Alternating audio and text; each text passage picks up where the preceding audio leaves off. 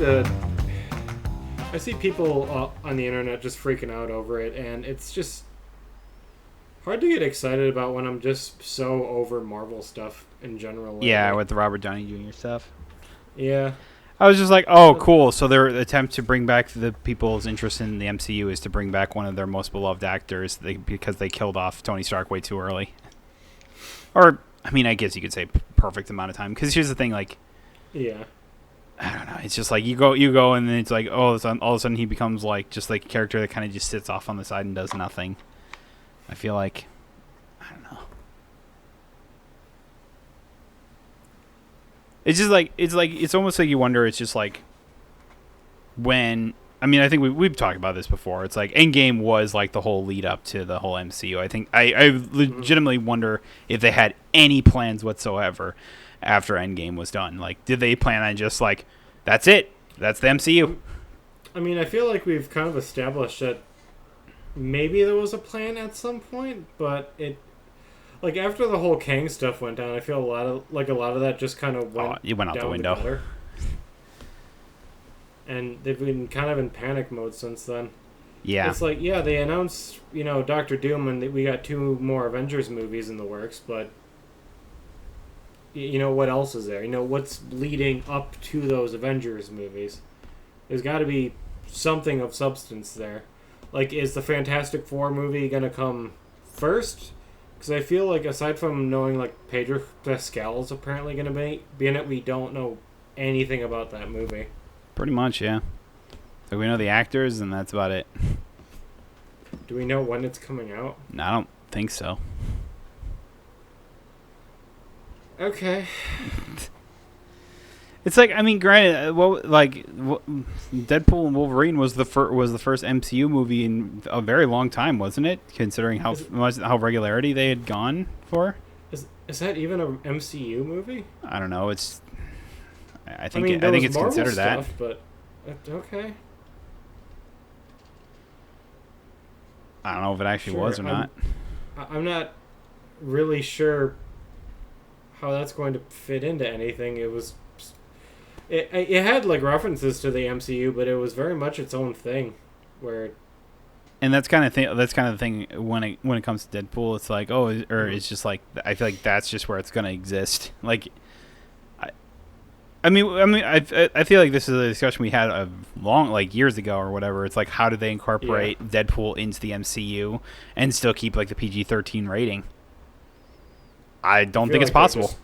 I feel like they're just going to not. Exactly. Like, that's so you basically where we're at. You just keep going with the he's more of like a gimmicky, funny character rather than like including him into like the MCU itself. What's weird to me is I feel like this could eventually lead into like, oh, maybe they add Wolverine into the MCU or the Avengers or whatever, but how's that really going to work? Because, like, where are the rest of the X-Men? Is he just going to walk up and join the Avengers in the next Avengers movie? It's like, we have all these different aspects of Marvel that we're just not using. We're getting the Fantastic Four, but, again, we still haven't gotten the X-Men yet. And we're going off in all these really bizarre directions. With the Marvels, we have this Agatha thing going on, and whoever the fuck the Thunderbirds are supposed to be are getting their. Apparently, it's a TV show. It's not even a movie. I don't know, man. It's all confusing bullshit. Oh yeah. So it's like people say, "Oh well, RDJ is back. He's gonna be Doctor Doom. Isn't that hype?" Is that all I'm supposed to be excited about? I mean, I'm not really seeing anything else that's getting me pumped for this. I'm not trying to be a Debbie Downer about this, but the MCU has just gone in such a weird. Well, it feels like it's lost direction. It's you're exactly right. It's directionless. Like that's my number one thing when it as someone that's not even like a Marvel fan or anything like that. I don't really care to watch it, but it's just like I feel like from what everyone always kind of told around me was that like all the MCU movies, like years ago or whatever, before Endgame, was just like they were all leading up to this one spot, like building up heroes, like even if it is just fleshing out the characters or potentially adding towards Thanos or whatever the bad guy was in the movie, like that's what it was. And now it just kind of feels like they don't know how to make villains anymore, it feels like. Or when they try and make villains, the whole Kang stuff happens and you go, well, it's the whole confusing shit that's kind of getting to me. It's like, we already have the trailer for the next Captain America movie, and I just have the worst feeling that I'm going to go in there and be completely lost through the entire thing. Yeah. So it's like, that's cool. Why should I care when the journey getting there has been so disjointed? It's like, I don't even... It's an Avengers movie. I don't even know who the fuck the Avengers are anymore. Yeah. I mean, let's really think about it. In this current timeline of the MCU, who really are in the Avengers? You have, like, the Falcon, which is now Captain America. Then you have Captain Marvel, I guess? Like, who else is there? I guess. Like, Bucky, I guess, would be in there? Spider-Man? Maybe? I don't know. We haven't. Sure. We don't even know if anything's happening with Tom Holland at this point in Spider-Man anymore. I mean, apparently he's going to keep playing Spider-Man, right? But at least least long enough to introduce Miles. It's just like, but like I feel like after No Way Home, it was just like we were all excited for. It's like, oh, it's a faceless Spider-Man again. It's like no one knows who he is anymore, and like he's off doing his own thing or whatever. Because I feel like, so it's just like, but they want to put him back more into the Avengers, like the Marvel or the Avengers or whatever. But like. The whole point of the movie was to basically get him away from that. Yeah, exactly. So it's like, what? Like, so is this like the long play right now, where it's just like, oh, we're gonna take time off and like it'll be like years will go by and like the thing or whatever, he'll grow up a little bit more. He won't just be a kid or whatever. So he'll be like more experienced, and then like Miles will fall into his lap or something like that, and then it was just. Do that, and I go, that's a hell of a long play, I guess. I mean, could, but at that point, it's like, why? So. But that goes back to our question, though, of who's the Avengers? Like, it doesn't have Spider-Man.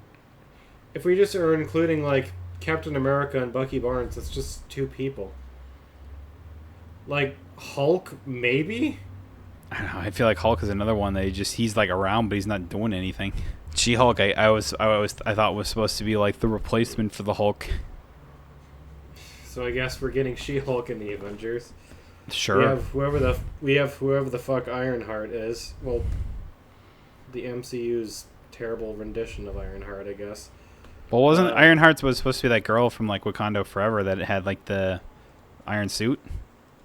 Yes, I kind of wish she was good in that movie. I kind of wish they would have given her own movie, like, to start off. Maybe I'm being selfish when I say that, but I just feel like she was so misused in that movie. Well, it was kind of just like a character that they just like threw in there rather than like a lead up or, it's like, it was just like, oh, this is the most, technologically advanced, like college student or whatever. It's like the number one in robotics ever since Tony Stark died or whatever, and it's like, and she's in college, and you're like, oh, well, that's interesting. Well, why is she like so talented or whatever? And then they never really gave a backstory. And this is what I always feel like with like, this is the number one thing I feel like when it comes to the MCU. It's that they just throw these characters in here with like no idea of who they actually are, what's the build up or anything like that. They're just at their most powerful all of a sudden, and I go, I feel like she didn't really do much of anything in that movie.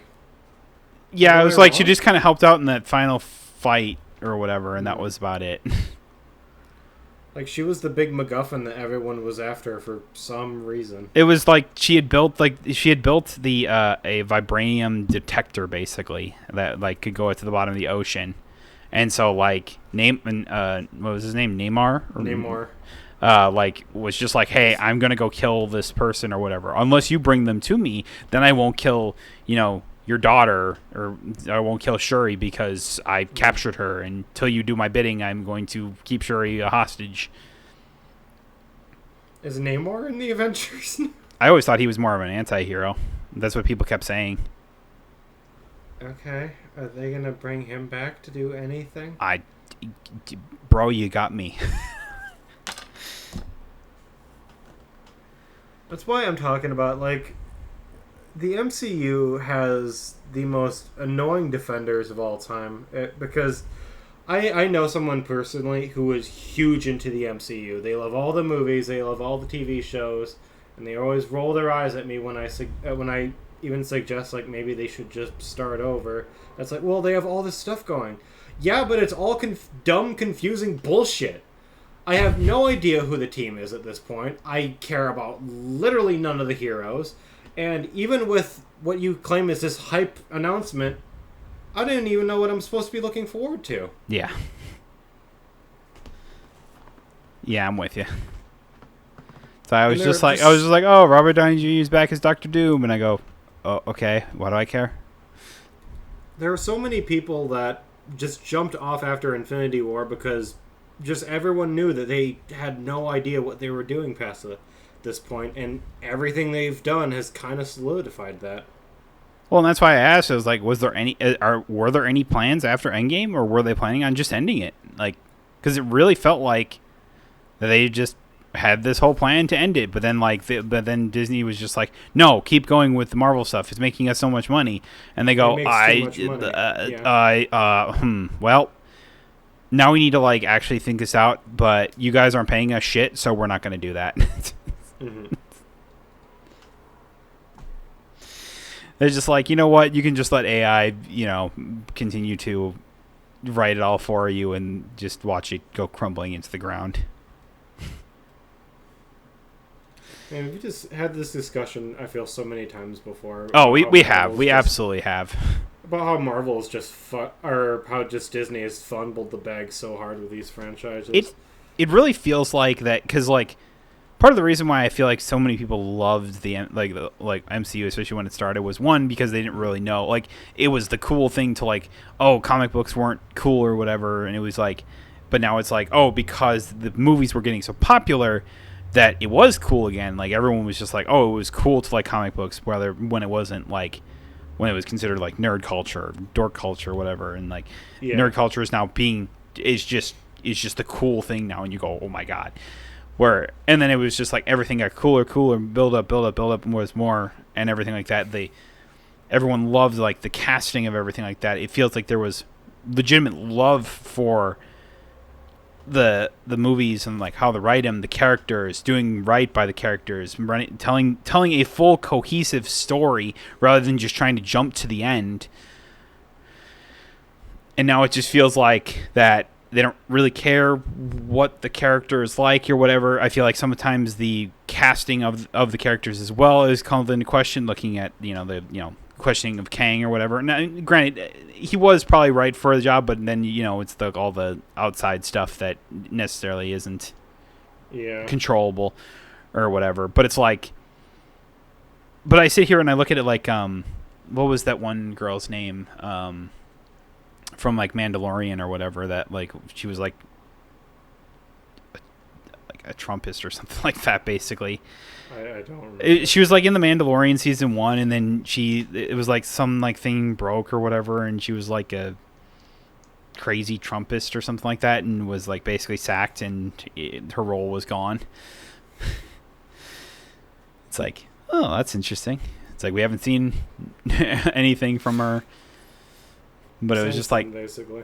And it just feels like more and more of that just keeps coming out or whatever, and I just go, it's like, how, it's like just talking about, like, it's like, oh, they were setting up Kang, and then, now it's like, now they're going to have to recast Kang.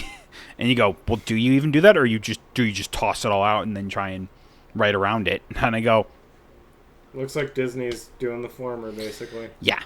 Or the latter, I should say. Or yeah, the latter. No, they're not recasting them. They're just kind of, oh, that never happened.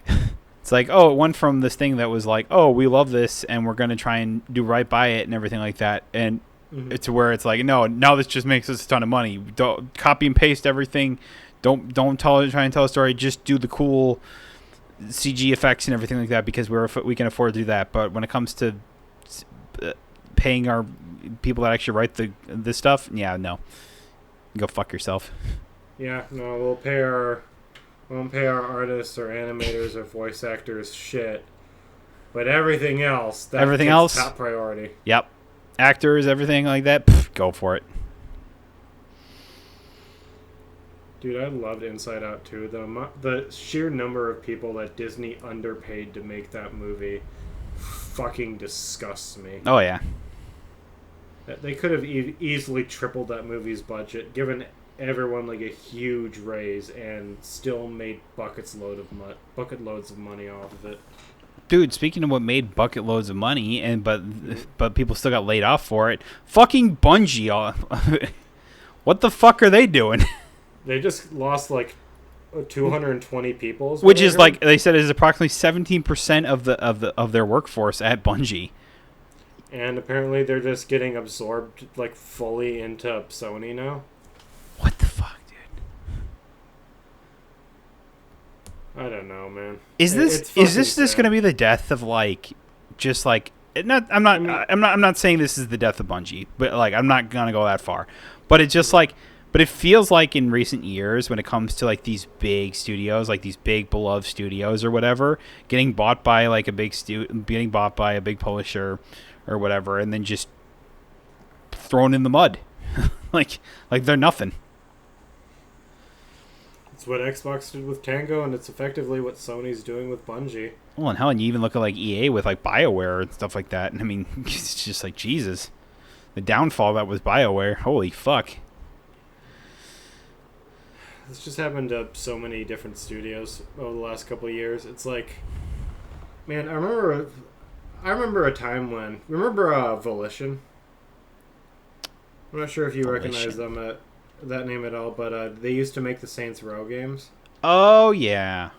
So many of those games were just so good. Them along with Deep Silver, they made a lot of really, really good games. Then they were both eventually they were both absorbed into Embracer Group. They made a single bad video game, and then they just both got absorbed into Gearbox. Oh, that's Embracer for you. Dude, it feels like that's just every studio nowadays, though, and it's so... Well, it doesn't help that, like, a lot of studios that were, like, really big got bought up by Embracer and then just thrown through the mud, basically, like I just said. Where it was just, like, especially after, like, you know, it's like Embracer... I can't remember. It was like selling Gearbox right now, or whatever, and it's just like reading up on like how they do this stuff or whatever, and how they've basically legitimately never put out a good video game, like one that's like highly rated or anything like that, tells me that they're just in it straight for the money and do not care about anything else whatsoever. It's like they will rip apart beloved things and think nothing of it for 2 seconds later, and I go, that's fucking terrible. So it's like reading some of these studios that they've shut down in the past, and just like they buy them, and then within a month later they're just gone, and I go, that's fucking ridiculous. And yet they're one of the biggest like video game like publishers in the world. And like have like one of the most money, like some of the most money, and I go, it's fucking stupid. I don't know. This whole thing with Bungie though, just really, it's just like, it's fucking sad to see. It's like, Final Shape did so well for Destiny 2, and it's like I get they're not doing any like big expansions going forward. They're just doing like little like mini like story seasonality things. Or whatever, just to kind of continue the game as best they can. Well, here's what Sony ought to be doing then: give them the funding to make Destiny 3. You know, they're or whatever it is they want to make. On Marathon, what? Or whatever it is they want to make, whether it's Marathon, or like Destiny 3, or just continue on with Destiny 2. Why cut back on this? It makes no sense. I don't know. I think Sony might be trying to rethink their strategy after, well, I guess before the incoming failure of Concord. Yeah, I was like, If and if that's you want to hear really if you want to hear our opinions on Concord, listen to the last episode of this podcast because we dogged on it. if that's what they're really thinking, it's like, okay, well, this game's going to fail, and because of that, we need to rethink our whole strategy. First off, I hope that's not what they're doing. I recently heard that somebody made like the boldest of bold predictions, which I thought was just like absurd. That kind of how it's like people look at it as like, oh, Microsoft is kind of lagging behind, kind of like how Sony was doing in like the PS3 era in a way. And it's like, and now it's kind of flopped, and then people think that eventually it will flop back. And I go, I don't know about that. Like Sony would have to go real bad if that was the case. But yeah, shit, if they want to be so bad that they just close all these like studios and like Microsoft actually gets their shit together and does good, which is going to be hard to do from here. But if they did all of a sudden, shit, I don't know. I guess that's what it takes, or some third party would come in. I mean, I guess that's technically a thing Xbox could do in the next couple of years if they play their cards right. I think you need to be dealing a perfect hand. Yes, I want to make this perfectly clear. This is a what-if scenario. Oh, absolutely. If these games that Microsoft are putting out come out, if they stop closing studios and firing employees so often, and if they can get a consistent flow of good games running, including COD, and keep Game Passes at a reasonable price, these are all big ifs, by the way, because they have not been able to do any of these things. Then there is potential for them to bounce back. Maybe not on the console front, but as a business, I guess. As just like a game developer, potentially, it's like, yeah, it's like, I mean, if we're legitimately thinking that like the next consoles are basically just going to be like streamed, they're a streaming service basically, like they're or whatever, where there's no hardware needed or whatever, and you just buy the games off the service and you can stream them or whatever. And it's like I still think we're a fair bit off from that, from it being completely reliable. Yeah, here's what I think. I think the next Xbox is going to ship without a disc drive. Absolutely. I do think that we are going to get one more traditional console with Sony, though. I don't know if they want to go digital right away. They might, considering that's kind of what it looks like they want to do. To me, I think it will. I think the only ones that are going to have like physical games will probably end up being Nintendo. Nintendo, yeah. Just because they do a lot of good sales off of that.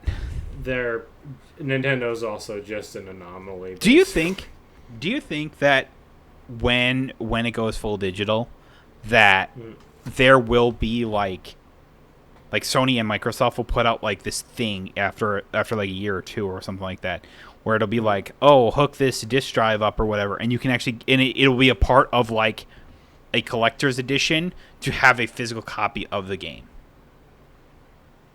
I think it's absolutely possible. Like it comes with like the steelbook.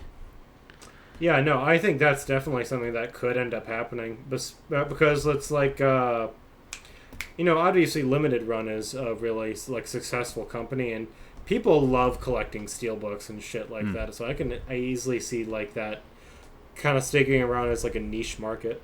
So I sit here going just like, I feel like at some point there will be like a collector's edition, or like there'll be like a collector's edition with disc and a collector's edition without disc or whatever, and you can still get like the steelbook or whatever. And you see they're going just like, and then like this like a physical disc like version of the game will be like a collector's edition, or like a collector's item basically, where they'll only run so many X amount off of the line or whatever, and that's it. Mm-hmm. I could see it happening. I think so too. Like I do think the physical market is going to stick around in some capacity. I just think that it will go away for like 2 years or something like that. And then everyone will be like, man, I would really go for like just like a physical copy. Like you'll get like some older people that will just be like asking for it. And then like one big game will launch with like a collector's edition with steelbook with the disc and everything like that, and they're just gonna go, oh, people love this, and like because of the disc, like there was more sales as a result of it, and it's like then that will just be like a standard. I will love to listen back to what I just said in like 10 years and see if I'm absolutely right. I think things are going to play out similar to that, though. I don't think it's going to be a single game that does it. I think it's going to be a couple games that really start to gauge people's interest. But like I said, I do think the physical market is going to stick around to some capacity because there is still kind of a demand for it. Yeah. The problem is that just the majority of customers nowadays have just gotten so accustomed to not owning anything, basically. Well, that's why I say it's just like that. It will be like a collector's, like for people who do want it. Yeah, no, that I'm just talking like for. Yeah, you're just talking in general. Why it won't be like, going back to like normal box games, and it's going to be more of a collector's thing. Yeah, absolutely.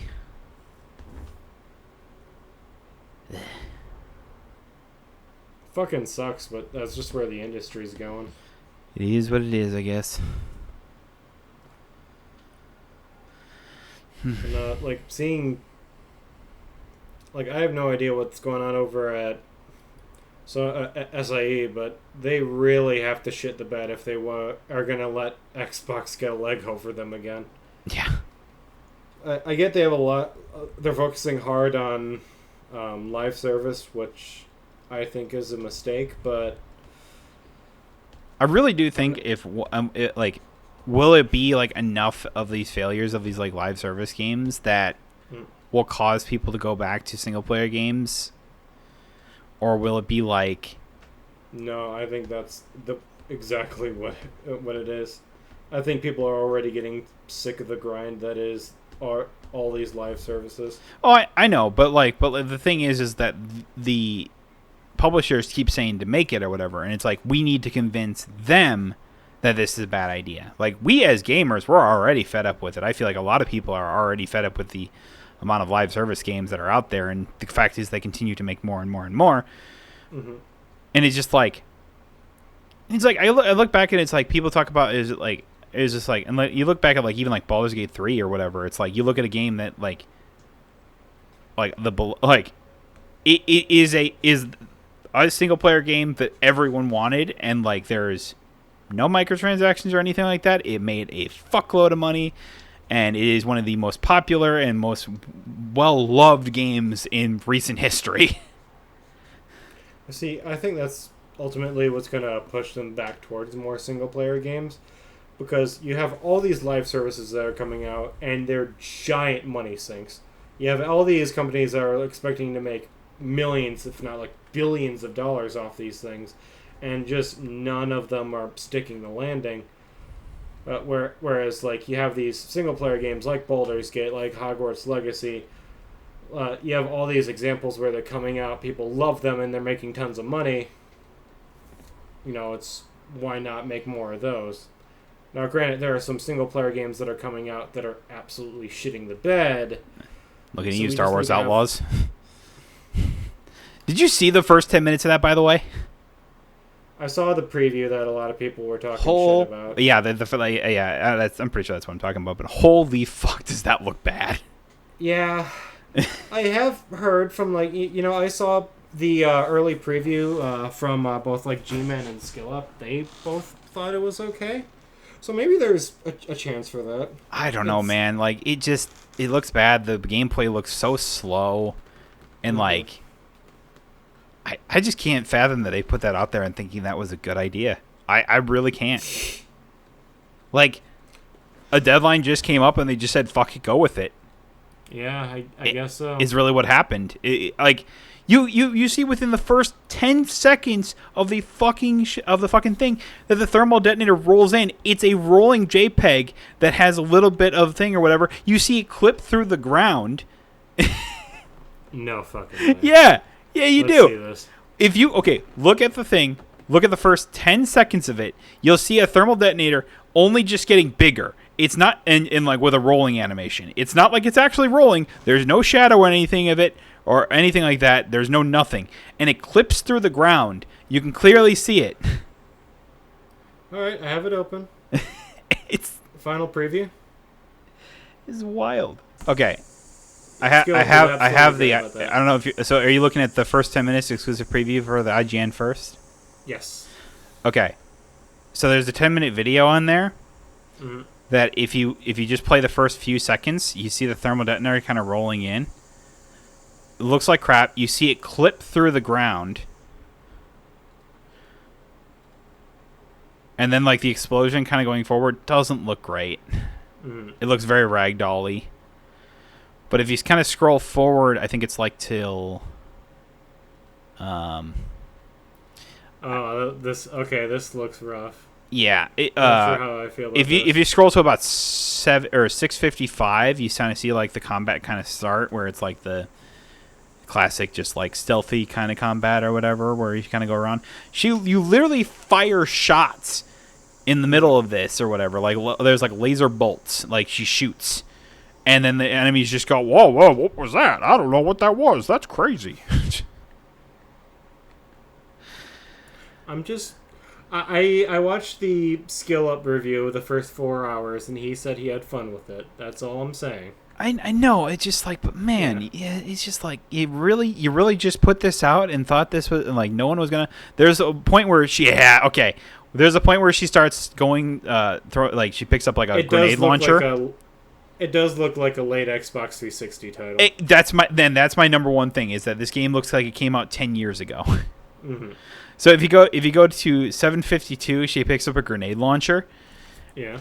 Look at the grenade effects. I don't know. I just don't think they look good. Goddamn YouTube and your fucking ads. Ugh. Oh man, I'd love a new BMW. I can't fucking afford that shit. Wouldn't that be great? Dude, car commercials make no sense to me.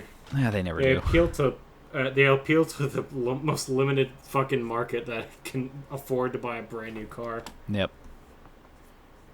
All right, let's see. I don't know. I just don't like the grenade effects. I think they could be better. Those do look terrible. Like, they don't look good. It also doesn't sound very good. No.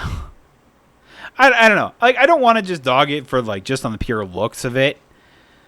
I mean, I'm sure there are going to be tons of people that have a lot of fun with this game. It's definitely not my thing. Yeah, and that's the thing. It's like I don't want to do it on the pure looks, because I've made that exact statement, is like, don't judge it just by like the looks of it or whatever. Does it play well? Do you have fun playing it? I guess that's really all that matters in the end. But it's like, I look at this and I go, I don't know. I looked at it like I looked at like Hogwarts Legacy, where it's like, I don't understand what people think is so interesting about this. I mean, I just don't like Harry Potter. That's why I wasn't excited there's that. for But like, Hogwarts Legacy. people talked about how like the combat looks so good, and I'm like, it's slow. The fact is, I can stand still and not worry about it or whatever. Like, worry about getting hit, and I'm like, that's just dumb. This does look a lot like just worse Gears of War, gameplay wise. Yeah, I don't know. Like, and here's the thing: it's like, I was talking to my brother about this or whatever, and it's like, because Ubisoft needs a win right now. If they want to stay viable, they need a win. And right now, Outlaws, apparently its pre-sales is not good. No. According to a what was it, a shareholders meeting. Know, man. I think Assassin's Creed Shadows is going to do big numbers. Now, here's the problem with Shadows, is that I'm assuming you've seen some of the PR stunts that they've tried to pull with Shadows, right? Yeah. I feel like they've alienated a lot of people that would be interested in this because of those things. I actually disagree. I think a lot of people are going to buy it just for rage bait. Then a lot of other people that actually think the game looks good. I don't know, man. Like, I'm not saying it probably won't sell well. I just... Like, what specifically do you think is turning the most people off from this game? The historical accuracy, or that Japan's like actual historians have called out. the What American is. particularly? Because there's a lot of misinformation going on. Oh, I know. Going I on don't know around the that. exact details about it, but everyone's talked about how it's like there has been like controversy about a lot of things, and the fact is like no one knows what is or isn't real. Your big issue isn't Yusuke, is it? Not I'm gonna be a necessarily. little okay. I was gonna say I was gonna be a little My big thing is disappointed that if it was. the other PR stunt they tried to do was like, oh, they gave like the sword or whatever, and it's basically just it's Shusui from One Piece. Yeah. Like that. What the fuck? It's one of Zoro's swords. And I go, huh? You didn't think people would notice that? And then the other thing of just like, it's just like you could have went more like traditional Japanese style music or whatever, and they incorporated that with hip hop, and I feel like that was just like, what the fuck? Maybe. I don't know. Have you? I was like, I have you ever? Did you ever see the clip that when they first shut off like the combat or the gameplay of it or I mean, whatever? I've seen plenty. Like maybe send me the clip that you're talking about. I've I seen don't know. plenty of gameplay for Shadows. Like the gameplay looks fine, I but the music it just sounds off. Okay, let's take a Um, look. You can pet the dog. The game looks quite nice. I mean, the fact that they're talking English is kind of throwing me off. I hope there's Kind like of. a like kind of what you can do with like what was it? What was I thinking? I do like how they have that kind of difference where you can play as a female if you want more of a traditional Assassin's Creed thing, or you can play as Yusuke if you just want more like combat stuff. I mean, in terms of like historical accuracy too, it's like it's Assassin's Creed, man. It's like they're obviously gonna take tons of creative liberties. I know. The That's why I'm not super concerned about that stuff. But it's like, okay, I found the clip that everyone dislikes about it. I mean, in the gameplay itself, they're using traditional Japanese music. Until you get to this one part where I'll send it to you here. Are you sure this is not just something that they did for the trailer? No, this is the extended walkthrough. If you go to that and you go to 5:10 in that video I just posted into Discord. I'm about to hit 5:10. I'm in that video. Oh, okay. Just go to 5:10 and then listen to it as they kind of walk up to it or whatever. I don't know. It just kind of sounds like freaking hip hop meets like it's that, and I'm just like I don't know. It's just, Okay, I guess I kind of see that. I don't know. Like, I'm not trying. What I am saying is you're nothing either that I'm- okay with it or you're not about it, and I feel like there's a lot of people that are just not about it. Okay. That's really what it comes down to. I mean, I'm just going to be completely honest. I do think that this is going to still end up selling like probably a bit better than Mirage did. I think it will probably be like a Valhalla level success, and I don't Was know. Valhalla a success? Everyone that was like another one of those That was a games. huge success. Tons of people bought Valhalla. I never hear anyone talking about it. Every time people talk about it, it was just like how they were so hyped for it, but it just turned out to be a little bit of a disappointment. The game was way too long, and people were disappointed for quite a few reasons, but it came out at a great time.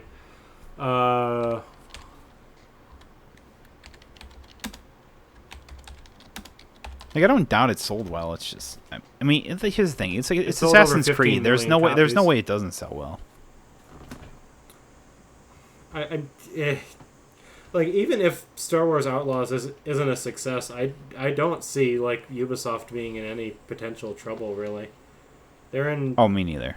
in so many other areas, just in such a good place right now. Because let's say both these games do fail. I mean, they still have the next couple of next Assassin's Creed games coming out in the next couple of years. They got the next Far Cry that people are, from what I hear, are pretty excited for. So I do think that I get people's complaints with Ubisoft as a company compared to a lot of other like game developers and publishers. I really do not hate them as much as I hate a bunch of other studios Right now, legit, I'm more pissed off at Sony than I am at Ubisoft. Well, I mean, yeah, definitely right. At this moment, yeah, I would agree with that. But it's like, well, how in general I could say that, honestly. It's crazy because right now, aside from like all the different like pre-order shit that you know is kind of typical for Ubisoft, I feel like they're not really gouging people much for shit. Like like Outlaws doesn't looks like generic trash, sure, but I don't really see any room for there to be like egregious microtransactions in there. Basically, same thing for Shadows, where it's like, you know, shit like Concord is a game that people are going to pay $40 for. It's going to go free to play in a couple months and is going to be probably chock full of microtransactions. There's likely going to be tons of them. If there's not in the paid version of the game. Yeah. Yeah, that's fair. I'm sorry, how did we get on Outlaws again? Honestly, I don't remember. Something was brought up in my mind, and then I brought up Outlaws. I don't know. My whole thing is just like, man, Ubisoft, you really did For Honor nasty though. You just got rid of everything about it. Yeah. You did them dirty. It's funny because they're still going, but I was like, I don't know if they. I think they're just kind of just like, oh, it's just kind of going or whatever. I don't think they have any like. There was for a while there that For Honor was just like, oh, they'd put out like a new hero every like. I think it was every quarter or something like that. There would be a new hero for. It's like one for each of the different divisions. So you'd have like one Viking, one Knight, one Samurai. There's no real ambition anymore for Honor. No, yeah, it's just like they're just kind of going till it. They're just gonna ride it till it dies, basically. Which sucks because it's like, I was like, I may have talked about this in the past, but I was like, I personally think that the best like. For Honor had one of the best single-player campaigns ever. Like, it had some of the most interesting characteristics. It helped people to really understand and get better at the game itself because it was a great starting off jumping point to understanding the game, how it works, and like and all the like the little minuscule mechanics like the unblockable, like as well as fighting against some things or whatever. I even said arcade mode was a very similar thing or whatever, where it was a single player. Like, sort of just, like, go until you die or something like that, or until you reach the end. And you get rewards for doing so if you get there, because it escalates and gets harder and harder.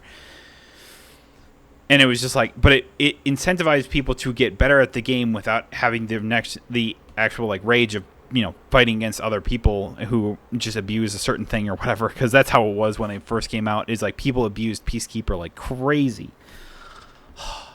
It came out there, they had, like, there was, like, what they called the flicker glitch, where the area AOE attack that Peacekeeper had is she'd fling her daggers in front of her, and what would happen is that because how the game goes is that you lock onto a character and there's the three indicators: there's top, left, or right, and the swing around action caused the game to think that she was attacking from the left side, but it was actually coming from the right side.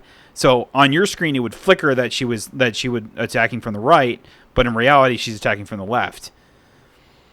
And it's just like, and people abuse that, and it took so long to fix that. Oh fuck! And it's just like people were infuriated by it, and there was a multitude of other things. Not P2P servers, not great, no dedicated servers. So when people would rage quit, the game would go on halt for anywhere from 30 seconds to 5 minutes while they're looking for other hosts, and once they do find a host, someone else would leave. And because it's it's P2P or whatever, it was just like, oh, it wasn't always the most reliable. They held an event for when they actually got dedicated servers. I mean, in terms of like live service games, like wasn't For Honor like a pretty early one? I think that game came out in what, like 2012? I don't know if was it that early? No, I was in college at the time. It came out. It was announced in 2012, but I don't think it came out until like 2014 or something like that. Still, that's almost 10 years ago. Maybe it's 2016. Let's take a look. It was 2017. Yeah. I see 2017, but that might have also been the Either way, 2016, 2017. I mean, I will say that a lot of different, live service games have dealt with shit like that. The peer-to-peer thing was a bad idea. I'm not sure why the hell they did that. It was a bad idea from the start. Well, and then the number one thing with For Honor is that it wasn't marketed as a fighting game.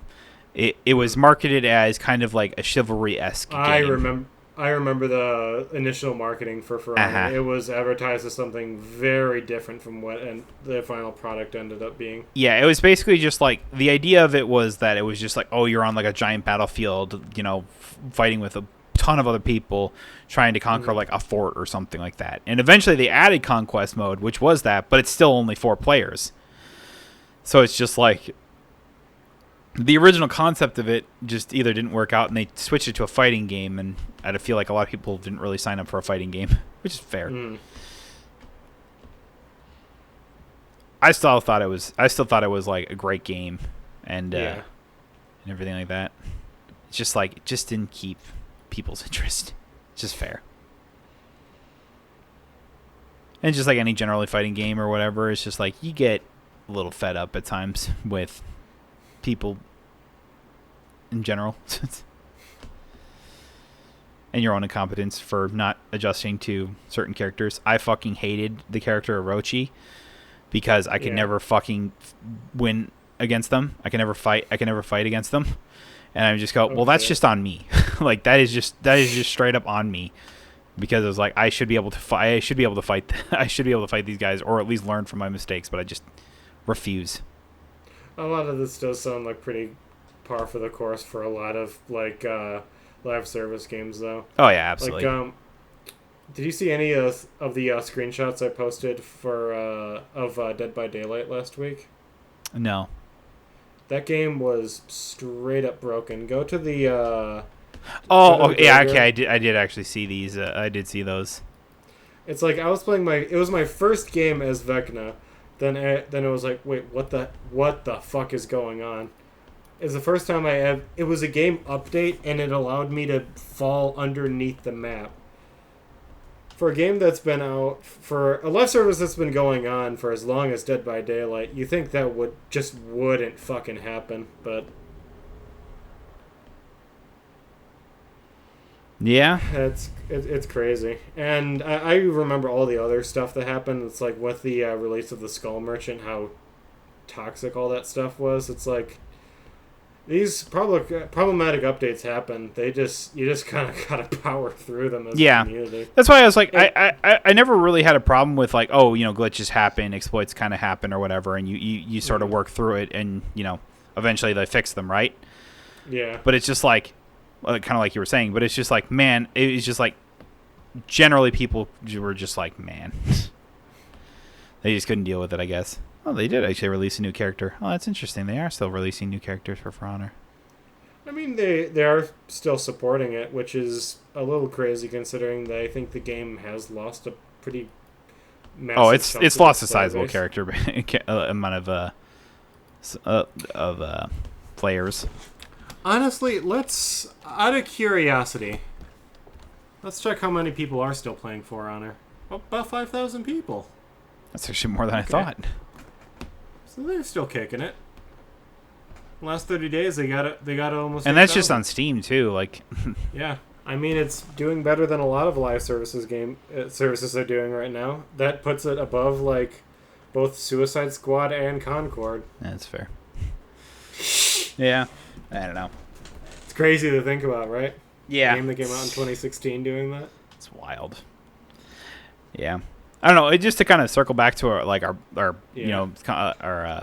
conversation with Bungie as well. It's again like, or I just go, it's just like, again, they're cutting off a really good developer as well from almost like 220 people, and you say you're going just like and like they could just continue to keep making on Destiny or whatever if they want to keep making on Destiny. Like if I'm Sony right now, it's like whatever Bungie wants to work on, whether it's just Marathon, just give them all the resources they need. Don't cut underneath them.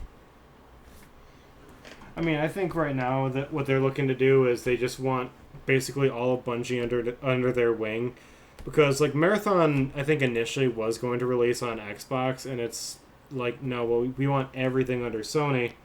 I think with that push, they're going to lose a lot of the, like good talent from Bungie, though. And I mean, they're losing 200 people, and it's like I'm not sure if they're still making. Apparently they're still working on both. Destiny and Marathon, and apparently there's a new IP they're working on, I guess. Yeah. That's why I sit here going just like... And you cut people from them when they're working on all this stuff, and it's like, how much longer is this going to make? You're going to have to restructure everything. I feel like it's going to take a lot longer for anything to come out now, basically, too. Like you're saying. I feel like this is a really unnecessary gamble for no reason at all. Uncertain games. I look at it as to no reason at all. Like if a developer like, especially such a well-known one of Bungie, again I'm emphasizing that because it's like this isn't like this is some run-of-the-mill like developer or whatever that is just like, oh, they made like one successful game or whatever. It's like Bungie's been known to make a good amount of very beloved games. They've launched two of the most successful first-person franchises of all time, Halo and Destiny.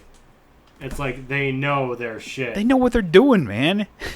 You really ought to not be doing this. It's really funny to me to think that Bungie split off from they split off from Microsoft, and then they got bought by Activision or partnered with Activision. I can't remember what it was, but it was like then they partnered with Activision to make Destiny. Yeah, and they split off from that because they didn't like Activision's business model. Dude, the fact that Microsoft ever let Bungie go instead of just letting them make something else is the biggest fumble of all time. There is an alternate reality where that didn't happen basically, and Bungie is like the most successful like studio of all time basically. I imagine for a second if Microsoft actually kept them, like how much more relevant the Xbox brand still would be. God damn. Like, imagine that all those, like, Halo games that were made by, like, 343 that were very subpar or whatever were all made by Bungie, or even, like... No. And I get that was the reason that they left is because they didn't want to make Halo. Yes. But it's like, imagine that whatever games that they instead would have made from there would have been that or whatever. Like, what if, like they could have got rolling on Destiny way sooner and everything like that, and it would have been crazy. Like, what if they would have just incorporated it as an Xbox studio. What if they got Destiny as an exclusive? Be nuts. Like, right now, Microsoft would have probably the most successful live service of all time already under their belts. They wouldn't need to worry about making Halo a live service because they already have Destiny there. Yeah. God damn, man. Things would have been so different. Yeah, it's like you look at it, it's like there's an alternate reality where like Bungie, whether or not they stopped after, Halo 3 or whatever. Was Halo 3, was that the last one they made? Halo Reach. Halo Reach. They stopped after Halo Reach, and then they went on to make Destiny with Microsoft basically, and then they just it's like still going. It was like, yeah, it's wild. But it's like and it was like. Again, it's like they split off from Activision due to, like what you said earlier with like they just didn't like the model that Activision had or whatever. Yeah, so Activision basically had them release content through like basically every year they need to have a big DLC pack with new multiplayer stuff, and they just wanted to do things differently, which was ultimately the right move, I think. Oh, absolutely. Yeah. But it's like I feel like it was also to kind of get rid of like this idea that it's like I have to, it's like if like basically I just I can keep my team or whatever. And I feel like during that time when they kind of split off from Activision, that it was at that moment that they realized that regardless of whether or not a expansion does good or bad or whatever, it's that they needed to keep the talent around regardless because they are the talent that understands this game and understands what it is that Destiny is and everything like that, and what makes Destiny special and what makes it fun, and why people keep coming, and why people keep coming back to it, like why it is so beloved and everything like that. and you sit there going just like, and it feels like with Sony, they just don't give a shit anymore. I mean, they partnered with Sony mainly because throughout Destiny's life cycle, they had a very good relationship with Sony, is basically the way I interpreted that, whole merger happening. Yeah. But now Sony is like, well, no, we want you completely under our wing. We have a bunch of live services that we want you guys to help oversee coming out. And, we'd rather have your games as, exclusive to, our platforms rather than going on anybody else's. I don't know, man. Wild. I don't know what's going over there, and I think this is a big fumble by SIE. Oh yeah, this would be like one of those things where you look back and you go, was this the beginning? Like we could look at this like in like a few years. Like was this the beginning of the end for Bungie? Like people talk about it's like what was the beginning of the end for BioWare? And it's like a lot of people will say Andromedan. Probably even before that, honestly. It was 100% Andromeda. No. Inquisition was the beginning of the end. Ooh, you're right. Because Inquisition, let me make this clear. Inquisition was good, but the development cycle for that was fucking terrible. Basically everyone that worked on that game talked about like how, rushed the ending at the like final like couple months of development were and how disjointed and shitty everything was. I think that's where things really start to fall apart, and we didn't like really see it. It really like just came out with Andromeda, and Anthem was just a whole beast, different. It was a game entirely. It was a game. I find it really like hysterical, that one story that one Bungie employee said where he was watching like the Anthem reveal and he was like, "Oh, that's cool. I wonder who's making that game." I wonder who's making that game. Infamous. It's so great. Oh man, yeah, I remember seeing that clip when someone, I think it went viral around that time, and I sat there going, "That's not a good sign by any steps in the imagination." My brother was really excited for Anthem. I remember that. He was like, because he was like big into Destiny at the time, and it was just like looking for another game like that. And he he wanted to keep up with like keeping up with the trailers and everything like that. And I think it was one conversation or one interview with the devs or whatever when they talked about it, was just like, something about like they're working on they're like well past the base game or whatever, and they're already working on the DLC and stuff like that. And I said. And I remember saying something, and I was like, "Well, that's kind of I don't know, something was said," and I was just like, "Well, that's a red flag." And he went, "Yeah, that's a red flag." And he was just like, he was contemplating whether or not he wanted to pre-order it, and he didn't end up doing it. And he goes, "That was the best decision of my life." Yep. I will give him this though, like the first like preview, like the first couple previews were like really cool. The problem is they were all fake. Exactly. That's why I said. I was like, look until you see like gameplay or whatever. Look until you get further into it or whatever, or just wait till the game comes out. I do gotta say that is one trend that I'm so happy that we've kind of moved past. Yeah, I feel like people are getting a little smarter now with like, whether or not to insta pre-purchase games or whatever anymore. It's like people don't really do that. People are more cautious, I guess, about doing that rather than just being like straight up. I think Watch Dogs was the big progenitor where people just looked at games and were like, "Okay, is this bullshit?" Yeah, it's like I feel like it kind of sucks because going back to Ubisoft, it's like the Watch Dogs series is actually a pretty good one. They just fumbled so hard with so many aspects. Here's my thing: Watch Dogs 2 was okay. Yeah. Watch Dogs 1 had a story that was I thought was actually kind of interesting, but because it was always online, because if you weren't in a main mission, you could be invaded, and then you couldn't do anything for 10 minutes if you just didn't care about getting invaded or whatever. If they got rid of that, I think it would be an absolutely like 10 out of 10 game. Mm-hmm. But like, it had problems. Watch Dogs Legion was a weird one. Legion, Legion was I played halfway through that game, and I just I hit a point where the difficulty spiked so high that I just didn't want to do it anymore. Yeah, I'm not saying it was a great series by any means, but it was. It was a solid like 6.5, 7. Yeah, I think so. Like an okay like GTA knockoff. Yeah, Why not? it's kind of how I looked at it. I was like, I wouldn't say it was like the greatest game series of all time. Whether or not they're gonna keep going with it, I don't know. I feel From like what I Legion, hear, I feel they're like done. yeah, I was like, From I what kind of I feel hear, like Legion was kind of Legion's- just like it was kind of it. From what I hear, Legion is the last one. Yeah, It's dead. They killed that like they killed Splinter Cell. it's true.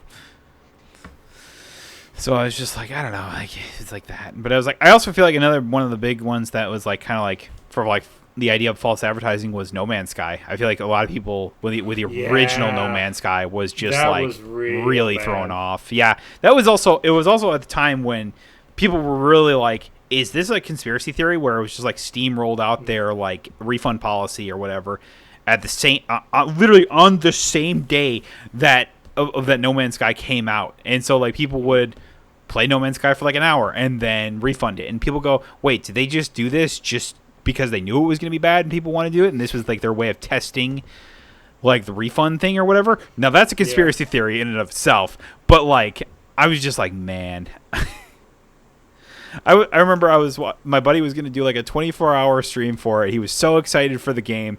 And he started like at like midnight when the game came out, and I told him before he started his stream that he was like, hey, good luck with the 24-hour stream, and try not to get bored of the game in the first 2 hours. And he goes, oh, I'll be playing this all damn night. And I was like, I'll see you in the morning when you're probably playing something else.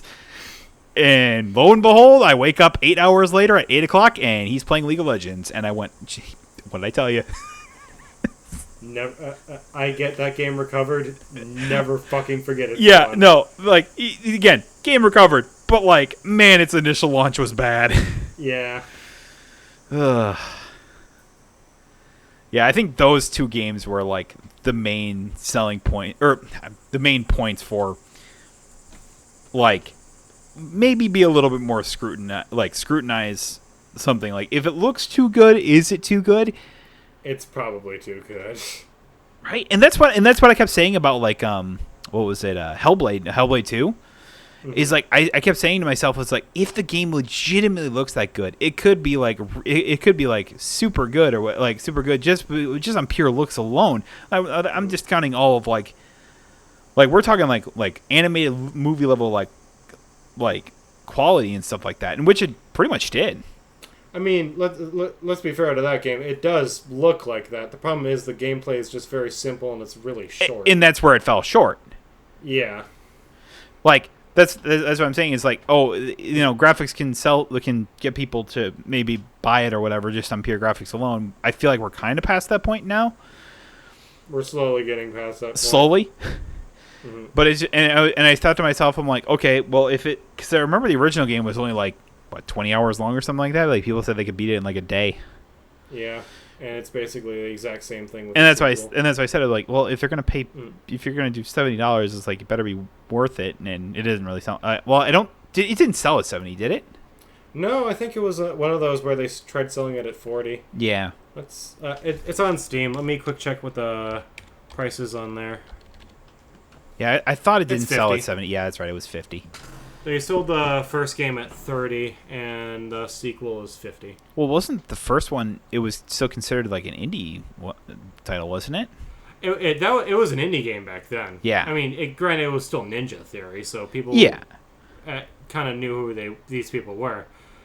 But it's like with Hellblade 2, it's like you guys are working under Microsoft now. Yeah, it's like, can we call you indie anymore? No, not really. Yeah. Maybe they're giving you an indie budget, but that's kind of on Xbox. Yeah. Yeah, it's sort of just like you can look at a game and it's like, oh, it looks great or whatever and stuff like that, and then I feel like we're past that point where like people like pre-purchase it just for looks alone, and I go, we're getting there. Slowly getting there. Slowly but surely. The thing is there's so many different indie games nowadays are just so good. But those aren't really like pre-purchase games or whatever. It's like, yeah, sometimes they have like. I'm saying that's what gives people like more pause when in terms of just like, oh, this game is pretty, let's buy it. Yeah. Yeah, with the much bigger indie scene, yeah. Yeah. Because there's just so much more coming out nowadays. Yeah, and especially with when it comes to like AAA games as well, it's like there's just so many more cinematic trailers, and I go, I don't care about cinematics. It's like the game should look good. You're a AAA game, it should look good. Whether you choose realism or an art style, it should look good.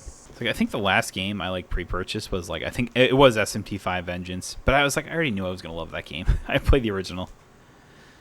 I mean, for me, it was Alan Wake 2, but Yeah, that was another one. I think you were very confident that you were gonna love. If not a no doubter. I could have pre-ordered that game, and my pre-order bonus could have been Sam Lake comes to my house and shits on my chest, and I still would have paid like $100 for it. Yeah, you're right. There was nothing that was going to stop me from playing Alan Wake 2. Like, literally nothing. Like, yeah, there's just some games where that you just have such confidence in what you're seeing that you're just like, I don't need to see anything about it. I already know. I already know. Or like you see one trailer from it and you're just like, oh, I'm already on board. I mean, for that game though, it was just like, oh, it's Alan Wake 2. Oh, cool. Sold. I don't need to see anything. Yep. Name by itself. Take all of my money. See, that was me when Shadow of War was announced. I sat there going like, I don't want to see jack shit from this game. It's like, just shut up and take my money, please. Yeah. I loved Shadow of Mordor. It was such a great game. To think that it was getting a sequel was just like, oh my god, it's gonna be great. And it was like one of my favorite games. Man, WB, you guys could be making so much more money if you guys actually made video games now. Right. Like we always talked about it. It's like man, imagine like Suicide Squad Kill the Justice League was like a single player game or something like that. Mm-hmm. It's like, just imagine. Oh, it could have actually made money then. Yeah, right. Crazy to think about. Is that game no longer on Steam? It's not showing up on their developer page. Is it not? No. Multiverses is. But that game sucks. I still see it here. Oh. I'm sorry, is that picture of Season 2, is that supposed to be like Dr. Freeze or something? That looks like shit. That is supposed to be, well, it's Mrs. Freeze, and not Mr. Freeze. Okay.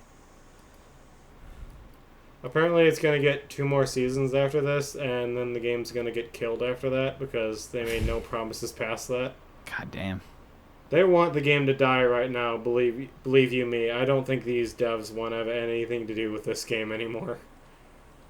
Dude, that was the same. That was the same thing with Multiverses, because WB apparently didn't own the studio that made Multiverses. Wait, actually? Yeah, they bought him like a couple weeks ago or something like that, or like a week or two or something like that. And I said, they're going, wait, they didn't already own this? What? Yeah, I was reading about it. It's like they just licensed the game out and were just like taking royalties from it basically, and then they decided, because it was somewhat growing in popularity, I guess, that they just said, fuck it, we'll buy you then. Okay. Neat. Okay. I was just flabbergasted that they already didn't own it. Hey Disney, you like money. You wanna make your own Smash Brothers knockoff so I can try that one, and not Multiverses? Just do it with all like, just do it like, oh, you could see Mickey beating up Donald Duck and Goofy.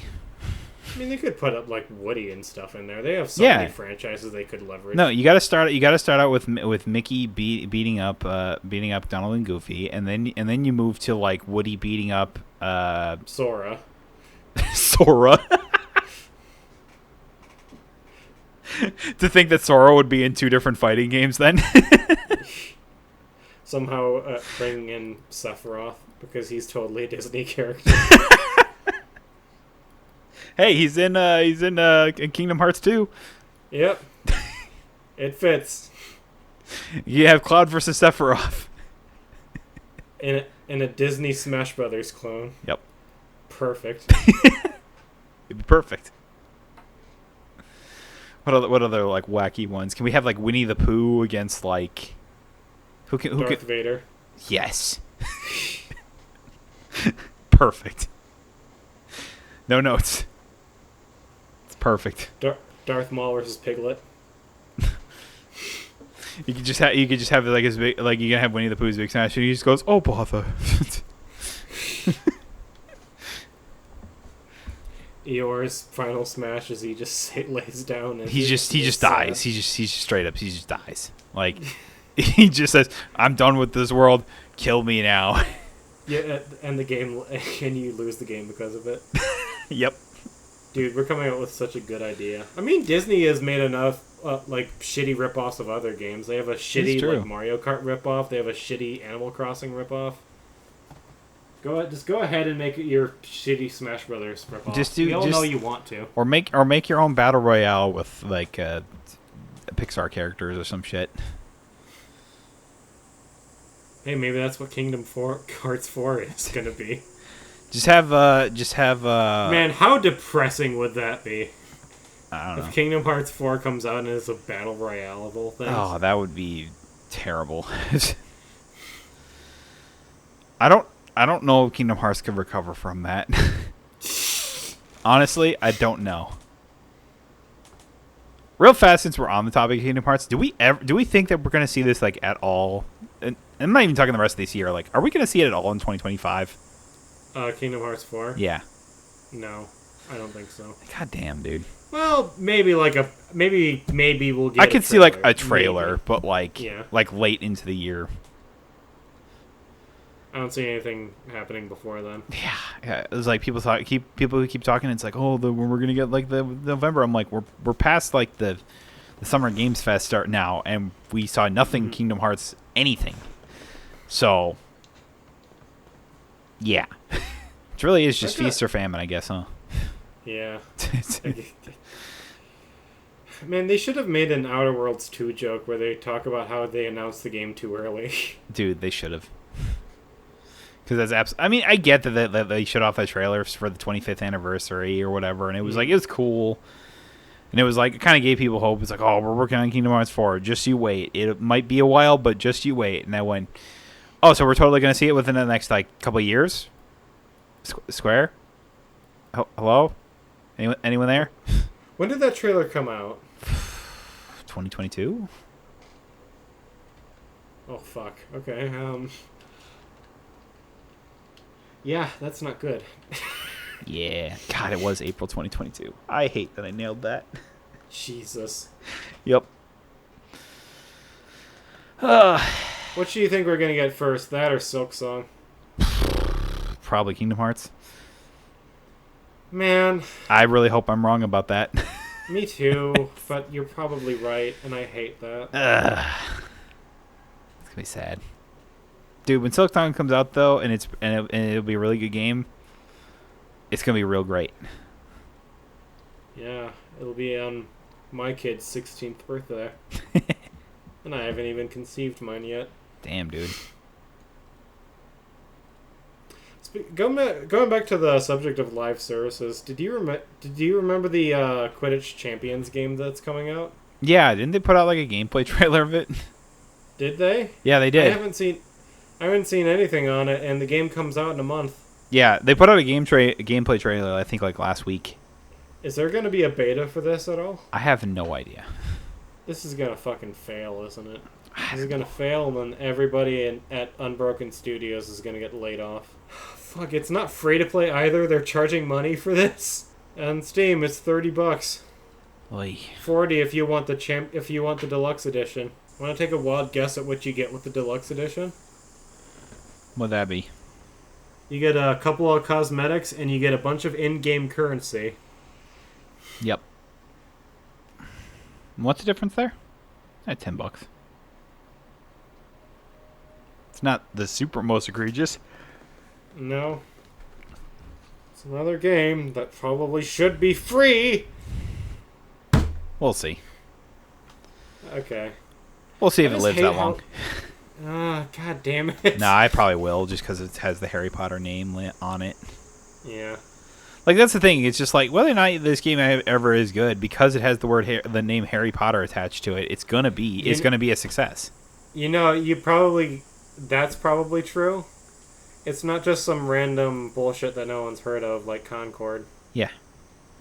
I know we keep dogging on that game, but my God, does it have it coming? But it's like, it's the same thing. It's like we go back to like what we were talking about with Yeah. like Assassin's Creed Shadow. It's like, would a game like that succeed if it didn't have the Assassin's Creed name on it? I don't think it would. Probably not. Honestly, you're right, because With it's all like, with all like the with all the PR and whether or not and everything like that, like everything that's kind of gone with the game or anything like that, if it didn't have the Assassin's Creed name, I don't think it would. I don't think it would be draw interest like it would. well, just aside from that too, it's like there's been a bunch of games coming out that have been like set in feudal Japan, where there's just so many like other options that you could go for now. Yeah, that's Like too. you could go for like Rise of the Ronin, or hell, just go back and play Ghost of Tsushima. Mm-hmm. It's like Sekiro. like, Yeah. Yeah. That's kind of becoming an inflated market. Ubisoft is really late to the game on this one. I mean, that's the thing is like Sekiro and Ghost of Tsushima kind of brought to the forefront or whatever, and this is just kind of like everything that kind of came afterwards. Like everyone saw the popularity of Ghost of Tsushima and like Sekiro. I mean, Sekiro was, one kind of based off of that as well, but also being a Souls game. So it's just like it had two things going for it, whereas Ghost of Tsushima was like hardcore, just like, oh, this is feudal Japan era, like samurai, all that stuff. So it's just like, and everyone just loved it. So it's just like, yeah, everyone's just like, okay, let's just make games like that. And that's what's happening. That was a trend for a little while, yeah. I mean, it's still kind of happening. It's the thing. Basically. It's like maybe we're on the back end of it. Who knows? But I don't know. I mean, hell, if you ask like the indie scene or whatever, it's like all these like co-op games are like the Lethal Company games, or even like the, or what is it, the like content warning or whatever, like all those types of games. Like you see like one every week where it's like there's something new like that. This has been kind of a depressing episode. It is what it is. Yeah. But you know what we didn't bitch about? Indie games. What? Never do. Never do. And hey, we went a whole week without talking about Avatar. That's something. Well, now we didn't. Fuck, man. Anyway, thank you all so much for listening or watching to this podcast. Be sure to subscribe on the podcast or subscribe to the YouTube channel so you can see our faces and everything like that. There's not much more other than that, honestly. But Check out my buddy. He's making YouTube videos. sort of. I've been lazy this week and last week. Well, regardless, they're there and you can watch them. Exactly. Go do so. Go check out the Comet Force video I put up or whatever, because there's another one of those games from Radiant Sloth that was just like, hey, come check this game out, and I'm like, hell yeah, I will. It was really fun.